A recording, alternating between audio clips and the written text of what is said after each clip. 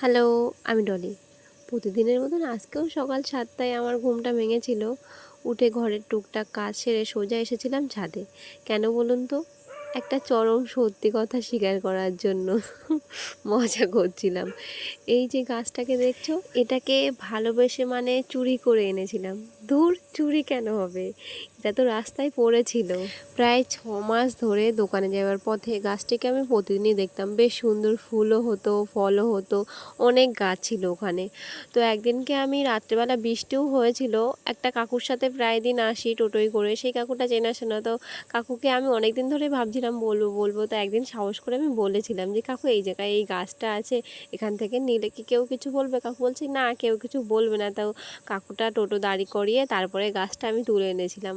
তো অন্ধকারের ভিতরে ওখানে অনেকগুলোই গাছ ছিল, আমি বুঝতে পারছিলাম না এটাই কি সেই ধুতরা ফুল গাছ। আসলে আমি চিনি না তো পাতাগুলো ঠিক কেমন হয়, আর ছোট বাচ্চা ছিল।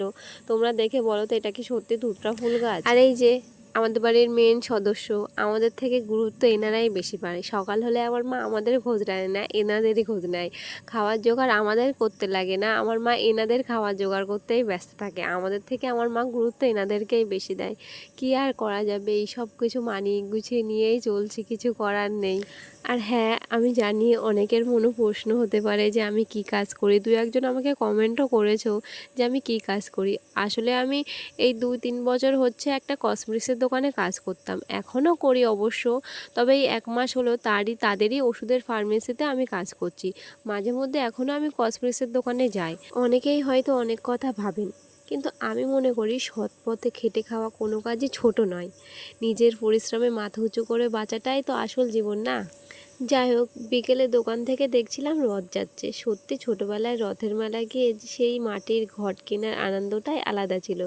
এখন বড় হয়ে যেন সেই সব দিনগুলো হারিয়ে গেছে। উৎসবের আনন্দটাই কেমন যেন ফিকে হয়ে